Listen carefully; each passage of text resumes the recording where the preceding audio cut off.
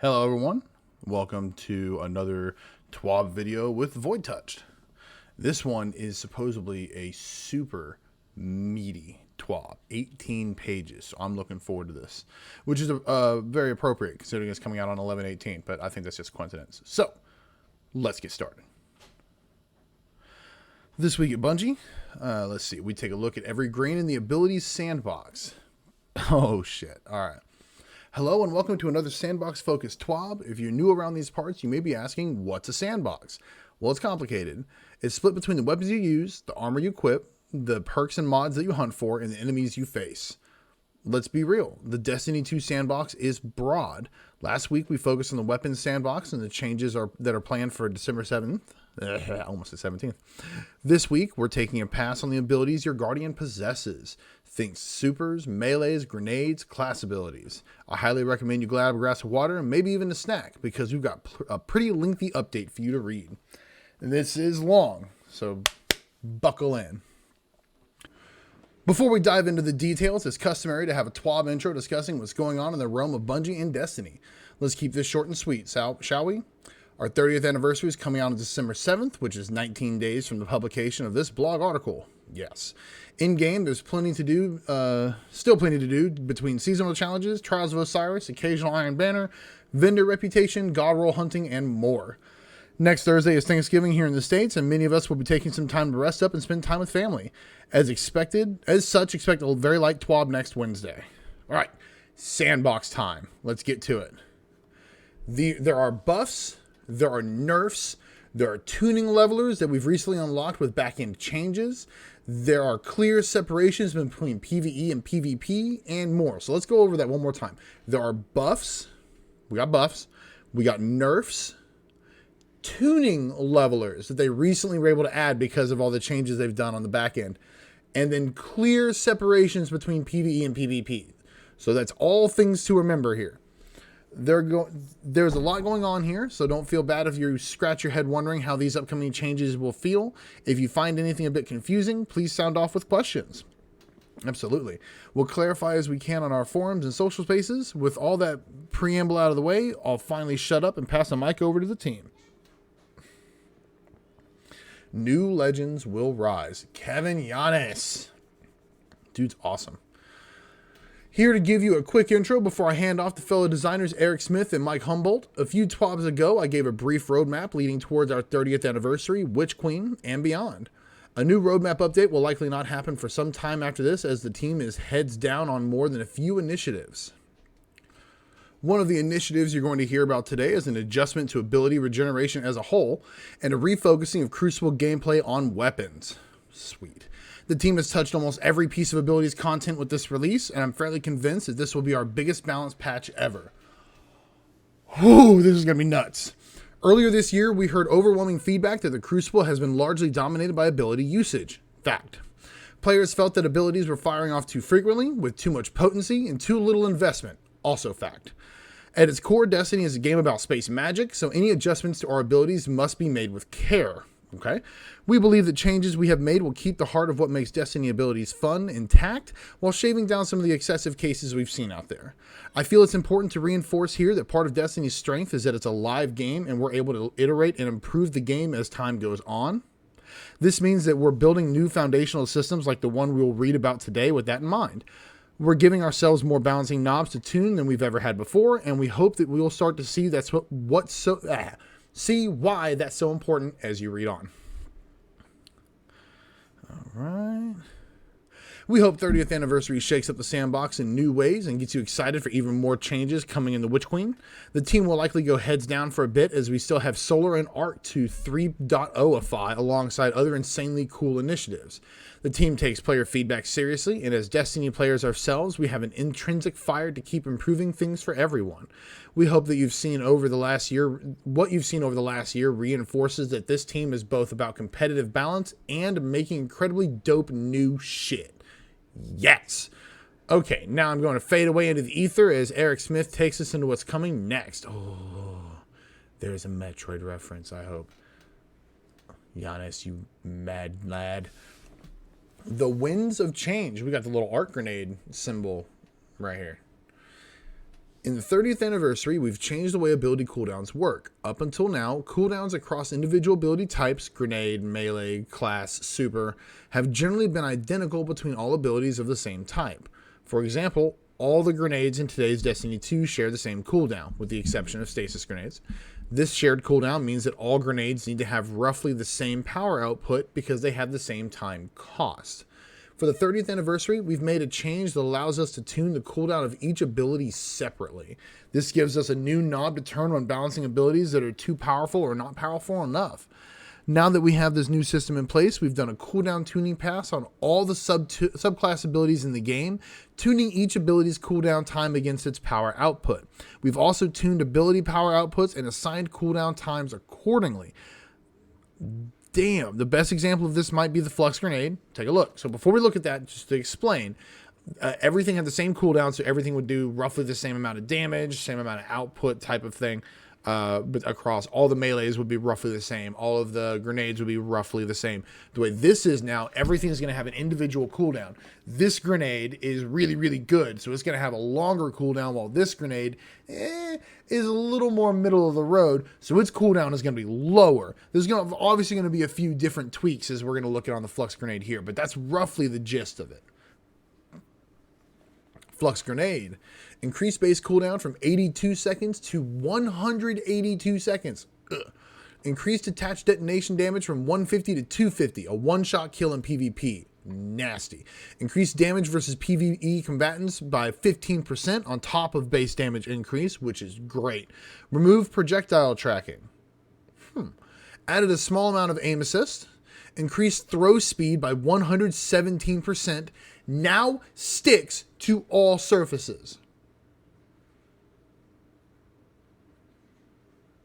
So if I throw it at an enemy, no longer will it track around to them if it gets close. It will get aim assist, but if it misses, it won't bounce against something. It will stick. Whatever. If I miss them and it hits the wall right behind him, it'll stick there. And I think the detonation damage itself isn't changing. Or from there, I think it's staying around 150-ish. Well, no, about 100 from the grenade. So as you can see, the Flux Grenade now has a very long cooldown, but it's a one-shot kill in PvP if you manage to land it. It also hits harder in PvE. As a reminder, the Flux Grenade is currently only available to Hunter Arc Striders. Currently. Now here's an example in the opposite direction, the Firebolt Grenade. Reduce base cooldown from 82 seconds to 64 seconds. Reduce damage per bolt from 90 to 65. And increase damage versus PvE combatants by 15%. The Firebolt Grenade now has a low cooldown time, especially at tier 10 discipline, and it also has low damage output. But it means you'll be able to throw a lot more of them. These kinds of varied cooldowns and power outputs should make the game feel more dynamic and give more depth to build crafting. To make build crafting around cooldowns easier, you'll now be able to see the base cooldown time of your abilities when selecting them on the subclass screen. That is fantastic. Okay. On the character screen, you'll see the actual cooldown time of your abilities as they're affected by your equipped ability and armor stats. Melee ability cooldown, 130. Tier 4 melee ability cooldown, 115. I'm assuming that's going to change depending on which ones you have equipped. A couple things to note about cooldown times in the UI. The base cooldown time is actually the cooldown time at tier 3 of the relevant armor stats, strength, discipline, etc. This is because the system technically penalizes you for tanking your stats below tier 3, in which case your cooldown will be longer than the base. We are looking into updating this to be more intuitive in a future release. Well, that's actually good to know. I don't think I knew that before. That may have been said somewhere, but I definitely missed that if tier 3 is technically base, and anything below that is the game technically penalizing you for not having good enough stats. Okay, that's good to know. Cooldown times for class abilities are not currently displayed due to a technical issue. We plan to fix this in a future release. I wonder how I'm pretty sure there's going to be a note how they're tweaked. We've been calling this the Variable Ability Cooldowns System, the VAC. I like it. And we think it's the beginning of a big change for the Destiny 2 sandbox. It's a foundational change in preparation to move the light subclasses over to the subclass 3.0 system that Stasis currently uses. For the 30th anniversary, we're using it to change the cooldown of nearly every ability in the game. One of our design goals this year was to reduce the amount of ability spam in the Crucible and put the focus back on gunplay. Thank you. To this end, we've made ability cooldown times longer on average than they were before. We don't want the PvE experience to suffer for the sake of PvP balance though, so we've tried to compensate where possible. For example, we've increased all grenade damage versus PvE combatants by 15% or more. I'm going to say that again. All grenade damage versus PvE combatants by 15% or more. 15% minimum or more. This should make grenades feel like bigger power moments than they do in today's game. Melee ability cooldowns haven't been increased quite as much as grenade cooldowns, and some of the less aggressive melee attacks have lower cooldowns than before. Class ability cooldowns have also generally increased, but the changes vary depending on which ability is equipped. Damn. We're excited to see how these changes feel once they hit the live game, and we'll be monitoring and adjusting according to future releases. I'll now pass the mic to Mike Humboldt to talk about big changes to super cooldowns. Okay. Into the fray. Since Destiny's launch in 2014, super energy gain has been almost entirely passive. Your intellect stack dictates how quickly your super regenerates, with a few other elements like orbs of power, armor and weapon perks, and defeating targets as active sources. This system worked well for a long time, but has issues that have grown more obvious as the game has evolved and overall player skill, especially skill in evaluating how to play around their character build, has increased. Example. In high-stakes game modes like Trials of Osiris or Survival, where each life is precious, passive play becomes more common as players sit back and wait for their supers to close out a tied game. In general, we want the most effective way to gain super energy to be actively engaging in combat. This doesn't mean you need to win every fight, but we want you to try. Okay. To get us closer to this goal, we're making a big change to the system. Super Generation will still have a passive component scaled by your intellect stat, but at a significantly reduced rate. On top of your passive regeneration, you also gain super energy by dealing and taking damage to or from opponents. In PvE, super uptime should be relatively unchanged from the live game, if not slightly higher. We are pretty happy with the frequency of supers in most PvE content, but don't want to make big changes right now on that front. Everybody should get at least one super in a 6v6 match that goes to the score or time limit as long as they engage in regular combat. Expression of power through using your awesome space magic is a core part of what makes Destiny special, and we're not looking to change that. We think the cadence of supers in 6v6 modes is slightly too high, but we don't expect a dramatic change in super uptime for most players in playlists like Control or Iron Banner as a result of these changes. Supers should be less frequent in 3v3 modes than in the live game, where 2 supers per match is a fairly regular occurrence. These modes are about about expression of player skill. We want that skill to be primarily about team coordination, positioning, intelligent use of your abilities, and, first and foremost, gunplay. While there is absolutely skill in outmaneuvering active supers or playing around super uptime, supers in general are purposely designed to be accessible power fantasies for all players, and that inherently creates asymmetry that we need to account for in more competitive play. Primary weapon play should have a noticeable benefit in super energy regeneration. With this new system, we are scaling energy gains up and down granularly based on the source of the damage, both outgoing and incoming. Outgoing primary weapon damage has a significantly higher return of super energy per damage point than any other type of damage. Hell yeah. Different supers should come online at different times in a given match, and your super of choice should have an impact on how quickly it regenerates. Supers are tuned too.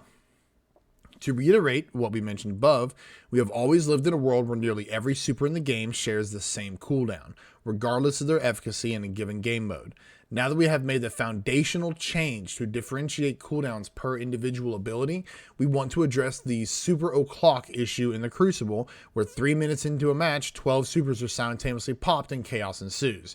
We also want to open up build crafting space where your super's cooldown time is an important element in your decision making beyond how high you want your intellect stats to be. To that end, we've separated supers into cooldown tiers that affect both the passive regeneration rate as well as the damage-based regeneration rate. This tiering was primarily influenced by each super's kill potential, where most one-off supers are unlikely to wipe a team or a room of combatants, but a long-lasting roaming super can and should have a trade-off as a result. We've also taken into account the general potency of the subclass kits where possible. For example, later on we'll discuss Shadow Dive and changes we're making which impact how effective the Revenant Hunter is in the neutral game, causing us to shift some of the potency to the super's uptime as a result. It is also important to stress that this is the first iteration of this system, where any given super will fall into the recharge rates tier will change over time as we continue tuning. These are the super regeneration rate tiers that we're launching with on December 7th. Tier 5, fastest regeneration, Well of Radiance. Tier 4, Blade Barrage, Silence and Squall. So we have 2 Hunter supers right there. Tier 3, Shadow Shot, Burning Maul, Arc Staff, Nova Bomb, Thunder Crash. Interesting. Shadow Shot is in there, and I find that very, very interesting. Having Burning Maul and Arc Staff in there is very interesting, but okay. Thunder Crash is going to be hilarious. Tier 2, Golden Gun, Chaos Reach, Nova Warp, Storm Trance, Daybreak, and Sentinel Shield. Whew. Tier 1, slowest regeneration is going to be Spectral Blades, Fist of Havoc, Hammer of Soul, Glacial Quake, Winter's Wrath. Some hardcore changes, nerfs, buffs. I mean, it's hard to argue with the way some of these are.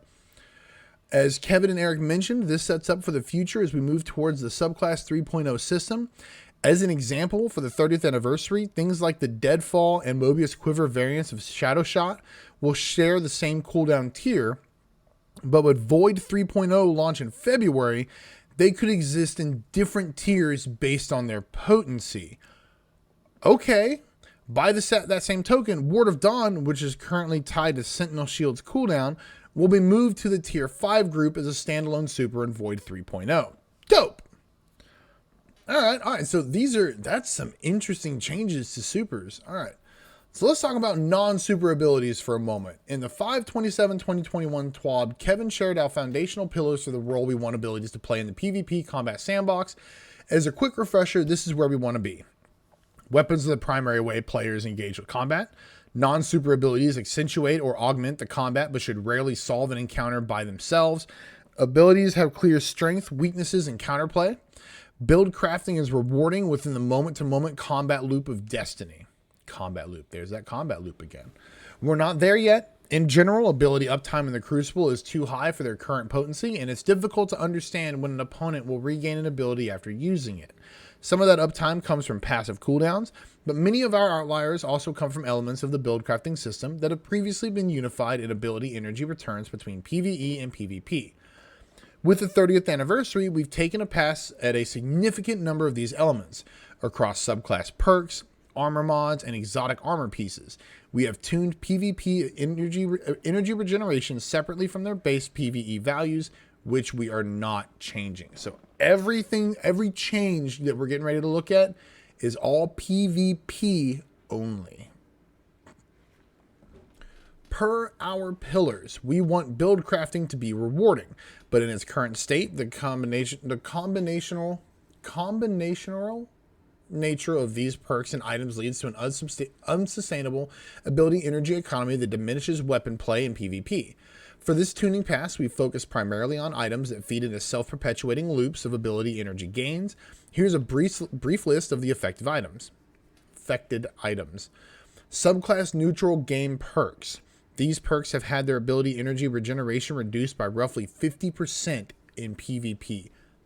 Buck! That's a lot.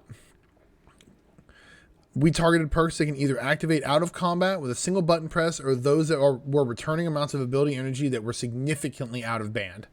Whisperer Shards, fair enough. Arc Web, Stormcaller Warlock, Rising Storm from the Warlock, Ionic Traces from the Warlock, Electrostatic Surge from the Warlock. Aftershocks from the Titan, Inertia Override from the Titan, Benevolent Dawn from the Warlock, Practice Makes Perfect from the Hunter, and Dark Matter from the Warlock.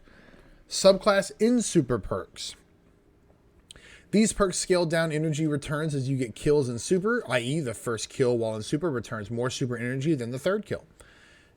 These perks often result in Supers being able to roam the map for much longer than is healthy for the game and mean that a victim can frequently die to an active Super, respawn on another side of the map, and be killed by that same Super again. Yes. We've rescaled this energy refund decay more aggressively in PvP so that the minimum energy refund is reached roughly twice as quickly. No change has been made to the refund decay against PvE combatants. Everlasting Fire for the Warlock and Trample for the Titan. Exotic Armor. Each exotic below had a custom tuning pass focused on their ability energy return in PvP. Damn. Frosties no longer stacks multiplicatively in PvP with other regeneration buffs. It is now an additive scaler. Alright. No change in PvE, of course. Heart of Inmost Light. Ability energy regeneration scalers reduced by 50% in PvP. We worked so activating multiple abilities will now reliably result in multiple empowered stacks. The stacking behavior was previously a bug, but this seemed like a good opportunity to promote it to a feature. Controverse Hold. Duration of the grenade regeneration buff is no longer random between 1 and 4 seconds and is now a fixed duration of 1.75 seconds. Reduced a grenade energy regeneration scaler by 50% in PvP. The previous average duration due to waiting was 1.71 seconds, and with a 1 second duration being most common, so this should improve the exotic's consistency across the game with a lower return in PvP. Doomfang Pauldrons reduce super energy gain on activation when an opposing player is killed by a void melee by 50%, no change in PvE. Shinobu's Vow. Reduce grenade energy gain on hits versus players by 66%, no change in PvE. That's a much bigger buff than everyone else got, or a nerf. Crown of Tempest. Grenade melee and super energy regeneration scalar buff duration reduced from 7 seconds to 4 seconds in PvP. No change in PvE. The Stag reduced class ability energy refund on shield break by 50%. No change in PvE. In general, we've reduced energy returns for these mods by roughly 50% in PvP, depending on the number of copies of the mod you have slotted. All the kickstarts, Perpetuation, Bolstering Detonation, Focusing Strike, Bomber, Outreach, Dynamo, Distribution, Momentum Transfer, and Impact Induction. Not surprised. This is a big foundational shift for us, and we expect to do a lot of tuning as time goes on. So as always, we'll be on the lookout for how things are feeling across the game, and we'll adjust accordingly. Now, I'll throw you back over to Eric for some spicy details on more abilities tuning changes you can expect with the 30th anniversary. Dang, this is long. Eric, in case you haven't caught on yet, the list of abilities changes we're making the 30th anniversary is massive. We've caught on. We've touched nearly every ability in the game in some small way. We won't go over the full patch notes because it's mind-numbingly long, but let's take a look at some of the more provocative balance changes. Stasis Crystals. Stasis Crystals do a lot. Yeah, they do. On top of freezing players when they're created, they also block line of sight, block movement, and act as explosive barrels. It's all a bit too much for PvP. With this release, Stasis Crystals will now slow players instead of freezing them, and they'll do much less damage to players when they detonate. As far as PvE is concerned, Stasis Crystals will still freeze combatants, and we've increased Stasis Crystal detonation damage versus PvE combatants. Looking at the numbers, it was almost always better to shoot directly at a combatant instead of at a crystal near a combatant. This change could help crystals better live out their explosive barrel dreams. Stasis Crystals. While forming, Stasis Crystals now slow nearby players instead of freezing them. They still freeze PvE combatants while forming. Increase slow freeze radius while forming from 1.75 to 2.6. Reduce crystal detonation damage versus players by about 55%. Increase crystal detonation damage versus PvE combatants by about 60%. And increase crystal detonation radius from 6 to 8. So, PvE, straight buff. Like a hardcore buff. PvP, nerf. Really hard nerf. Hunter. Alright. In order to meet our goal of less ability spam in Crucible, we're reducing how often hunters can dodge. Gambler's Dodge is getting hit the hardest here because it can completely circumvent melee ability cooldown times. It also completely changes the Hunter's silhouette in PvP, making it very powerful. In addition, Hunter dodges will no longer break projectile tracking, meaning it is less of a get-out-of-jail-free card when a tracking rocket or another slow-moving projectile is moving towards you. Hunter Dodge no longer breaks projectile tracking. Marksman Dodge, Tier 10 mobility cooldown increased from 11 seconds to 14 seconds. Base cooldown unchanged at 29.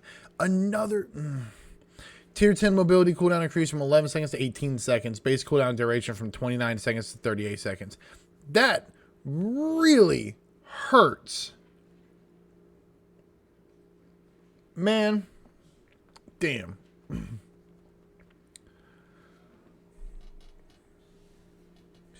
Revenant, you guessed it. The Stasis Crystal changes detailed earlier mean that the Revenant Hunter's Shatter Dive will almost never kill a full health Guardian. Shatter Dive may kill if the Hunter is using Whisper of Fissures, Touch of Winter, and the target is in the very center of all 6 crystals, but that has been incredibly rare in our playtesting. I think we can all agree that Shatter Dive was too powerful. We tried a number of fixes over the past few releases, but the truth is, as long as Stasis Crystals froze players and Shatter Dive shattered players, it was going to be too good. But it's not all rain clouds and puddles for Shatter Dive hunters. The increase in Stasis Crystal damage versus PvE combatants makes Shatter Dive a great choice in PvE. On top of that, we're increasing Shatter Dive damage versus frozen combatants by 100%. Have fun melting frozen monsters. Much less lethal versus players due to Stasis Crystal changes. Much more lethal versus combatants due to Stasis Crystal changes. Increased Shatter Dive versus frozen damage in PvE combatants by 100%. So Shatter Dive, as a whole, Shatter Dive specifically got a buff. The Stasis Crystal changes, that is what affects. Okay. I'm cool. I can deal with that. Grim Harvest Aspect, increased fragment slots from 2 to 3. Good. Thank you. Top Tree Arcstrider. The change to the combination blow melee was made possible by our variable ability cooldown system. Previously, top tree Arcstriders were basically required to use Gambler's Dodge with this tree. We hope this change will make this ability viable even if you're using Marksman's Dodge. Reduce base cooldown duration from 96 seconds to 15 seconds. That's... No, because combination blow only lasts for 20. I think 20. How long does combination blow last? We're going to look this up.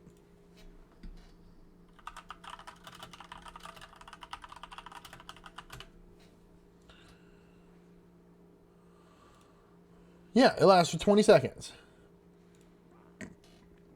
So no, base cool. Man, that's okay, top tree, my favorite version of the Hunter just got nerfed hard. Bottom tree Night Stalker. The Vanish and Smoke melee has low damage output but high utility. Our data shows that this subclass tree is struggling in PvP, so we've decided to increase how often Pathfinder Hunters can go invisible. Reduce base cooldown from 96 seconds to 75 seconds. It's not a huge change, but okay. Titan. Shoulder charges. In our effort to put the emphasis back on gunplay in the Crucible, we've decided to reduce the number of abilities that can one-shot a full health Guardian. As such, the Titan's 3 shoulder charges are no longer one-shot abilities in PvP. Humph. To balance this out, we've made the shoulder charge quicker to activate, easier to hit with, and travel farther. We've also increased their damage in PvE. In our experience, they're still powerful in PvP in combination with short-range weapons and when used as a movement tool. We wanted to curb shoulder charges potency now that we've tuned down shotguns as their current counter. We'll be monitoring the data and feedback and adjusting accordingly. All shoulder charges, no longer one-shot players. Sprint activation time reduced from 1.5 seconds to 1.25 seconds. Increased range from 5.5 meters to 6.8 meters. Targeting cone width increased by about 10%. Increased damage versus PvE combatants by 25%. So they have lowered it by 1/4 of a second. The range went up by a little over a meter. Targeting cone got a slight buff. PvE got got a damage buff. It's not used in PvE unless you're applying Melting Point. Seismic Strike, Arc Shoulder Charge.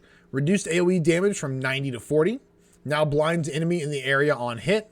Increase base cooldown from 82 to 90 seconds. Shield Bash, Void Shoulder Charge, reduced AE damage from 90 to 40, increased base cooldown from 82 to 90. Hammer Strike, it reduced direct impact damage from 170 to 120, increased base cooldown from 82 to 90. Barricades. Even with the rally barricade changes we made in Season of the Lost, using this ability during a firefight is still a risky proposition. We've spaced out the cooldowns on the 2 barricades to make the choice slightly more interesting. Towering Barricade got a base cooldown increase from 37 seconds to 40 seconds. Rally Barricade got a reduced base cooldown from 37 seconds to 32 seconds. Behemoth. We've agreed with the general community feedback that the Behemoth could use some love in PvE. We're hoping these changes to Diamond Lance make this aspect a top tier PvE pick. Shiver Strike is getting a big damage buff during the Glacial Quake Super. The Whisper Chains Fragment buff here is also very spicy and should help the Behemoth's survivability in pinnacle PvE activities. Whisper Chains can be used by all Stasis subclasses, but making crystals is kind of the Behemoth's thing, so we're listing it here. Alright. Diamond Lance, increased fragment slots from 1 to 3. Good. Now spawns a Diamond Lance Pawn, killing a PvE combatant with a stasis weapon, killing 3 players with stasis weapons in a single life, killing an enemy with a stasis ability, shattering an enemy. So Diamond Lance just got a huge buff. Shiver Strike, increased Shiver Strike damage while in Glacial Quake by 50%. Whisper Chains, increased damage resistance versus PvE combatants from 25% to 40%. Wow, Behemoth got some. Behemoth now has some chops a little bit. We'll see how that Diamond Lance works. Bottom Tree Striker. This class is absolutely dominating PvP this season, so we're tuning it down a notch. The changes we made to Fist of Havoc and Season of the Lost helped Top Tree as intended, but they also turned Bottom Tree into a monster. On top of that, the Stasis nerfs and other changes we made over the past few releases created a power vacuum that Striker bot filled with extreme prejudice. Ooh. We hope these changes put Striker Bot back in the pack instead of towering high above everything else. That's fair. Knockout, melee lunge range and melee damage bonus now deactivated after a melee kill. Ooh. Trample, super energy gain from Fist of Havoc light attack now decays a minimum amount of 3 PvP kills, down from 7. Frontal Assault Melee, increased base cooldown from 82 seconds to 106 seconds, 24 seconds, damn. And Fist of Havoc, Heavy Slam radius reduced from 8 meters to 6 meters, bottom tree only. I'm okay with that.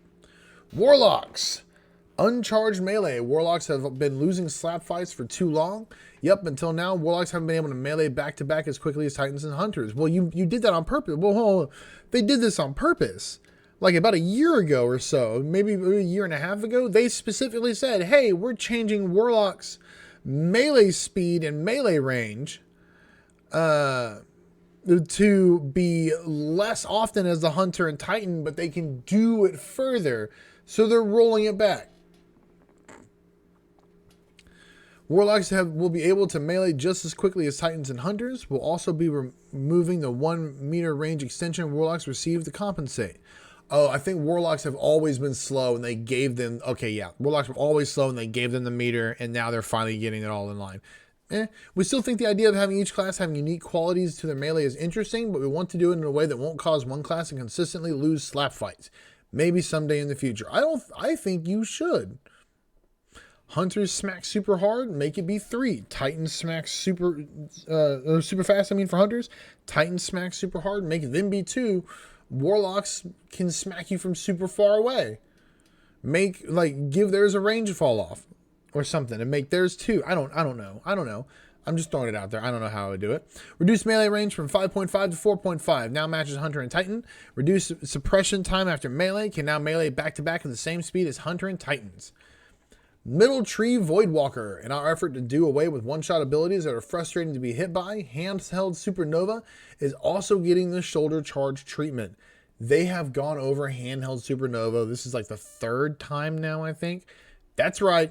Handheld Supernova will no longer one-shot in PvP. To compensate, it now travels farther and pushes enemies back. We also increased the damage of Handheld Supernova and Nova Warp versus Champion and Boss Combatants. Wow, it just got a 100%. I think the Super just got a 100% buff, and Handheld Supernova just got like an 80 or 75 to 80% buff. So, all right. We had increased their damage in seasonal loss, but it felt like they could use even more juice. Handheld Supernova reduced damage versus players, now deals 150 damage max. Increased damage versus champions and bosses by another 30%. Increased projectile range from 12 meters to 14 meters. Now pushes targets away from the Warlock on detonation. Nova Warp, increased damage versus champions and bosses by 30%. That's a huge buff that it has gotten over these past few months. All right. Shadebinder. We feel the Shadebinder is in a pretty good place with a couple of exceptions. One, Winter's Wrath is still the best super for shutting down all other supers, and it's not even close. Fair. Winter's Wrath must now freeze and shatter other supers twice to kill them. As a general rule, roaming supers shouldn't be able to one-shot other supers. 2. The Penumbral Blast melee is too difficult to land against PvE combatants. When we made the ability harder to land in PvP, it had a negative effect on the PvE experience. We've increased the proximity detonation radius against PvE combatants to make it easier to land. All 3 Stasis Grenades now have different cooldown times, so we made a change to Bleak Watcher to avoid a situation where it was always best to use the grenade with the shortest cooldown time. This results in an overall cooldown increase for Bleak Watcher, which fits its incredibly high power output. Blah, that was a lot of word vomit. All 3 Stasis Grenades now have different cooldown times, so we made a change to Bleak Watcher to avoid a situation where it was always best to use the grenade with the shortest cooldown time. The results in an overall cooldown increase in Bleak Watcher, which fits its incredibly high power output. Okay, Winter's Wrath. Reduce shatter pulse damage versus supers. Must now generally freeze and shatter all supers twice to eliminate. Increase proximity detonation radius versus PvE combatants by 100% on Penumbral Blast. And then on Bleak Watcher, while it is equipped, all Stasis Grenades charge at Glacier Grenade rate. So it just levels it out when you equip it. All right. Okay. I think we covered the big buffs, the big stuff. There are a bunch of other smaller changes coming in 30th anniversary, but we will cover everything else in the official patch notes. As you can see, the team has been hard at work adjusting the sandbox globally. We hope the picture we're painting here reinforces the statements we've made in the past. The sandbox is going to evolve alongside the game. As we hit year 5 and beyond, this statement will become even more true with new and exciting changes coming to the Subclass 3.0 experience. Stay tuned for the patch notes when the 30th anniversary goes live on December 7th. Back to now. A few more weeks for these changes to come to pass. Until then, we have a live game to support. DPS has the need-to-know information for in-game bugs, errors, and more. Let's take a look at what they've been tracking this week. This is their report. Okay. On December 8th, Destiny 2 and its expansions, Forsaken, Shadowkeep, and Beyond Light will leave Xbox Game Pass on console and cloud. Destiny 2 and current expansions will remain on Xbox Game Pass for the PC. Once Destiny 2 leaves Xbox Game Pass, players who don't own any of the expansions on the Xbox platform will lose access to campaign missions, expansion-specific activities, raids, dungeons, hunts, exo challenges, Nightfall Strikes, and trials, the Stasis subclass, which is Beyond Light specific, the middle tree supers for each subclass, the 10% off perk for silver purchases, and other game add-ons. Items such as exotics already required will still be available to players who earned them. Previously purchased season passes will remain active. Players who wish to continue playing Destiny 2 on Xbox should look for Destiny 2 expansions discounts that will be available soon.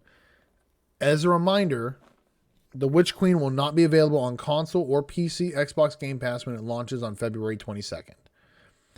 Xbox blocked players. Since crossplay launched earlier this season, we've seen Xbox players report that they see a lot of blocked players on the roster screen when they haven't blocked anyone. To help us in our investigation, please follow these steps below. It describes steps to report it, basically. Some known issues, movies of the week. All right, we'll scroll past some of these. Did you make it to the end? Long TWAB is long. Nope.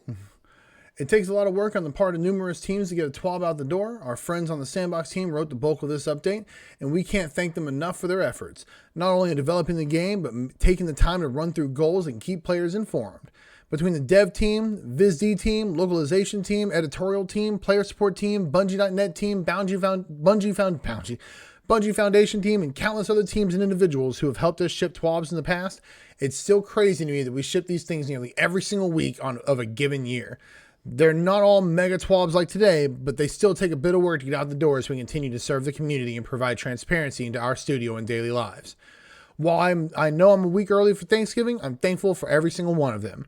Much love, and see you all next week for a short, sweet TWAB. Until December 7th, I'll be dreaming of these Sandbox changes. All I can think about is jumping on an Arc Hunter and equipping Flux Grenades. Bet you can't stick it. Cheers, DMG. Okay. We're going to stop for a moment because that bet you can't stick it is a Halo reference. And they're either referencing Halo Infinite or some other things. So yeah, this was a lot. This was a lot. Individual tunings for cooldown times. Everything's getting a power adjustment because of that. Some going, a lot going down, some going up. Super change, massive super changes. Primary weapons getting a huge buff in the super economy. Like individual super cooldowns. That's bananas. Hunters getting their dodges nerfed again. Unfortunate. But it is what it is. All right, everyone. I want to thank you all for hanging out today with the TWAB. We're going to be doing more videos as more things come up. We're going to be trying to get some of the solos done before they nerf the way the dodge is going to work. We'll see. Later, everyone. Thanks for hanging out. Peace.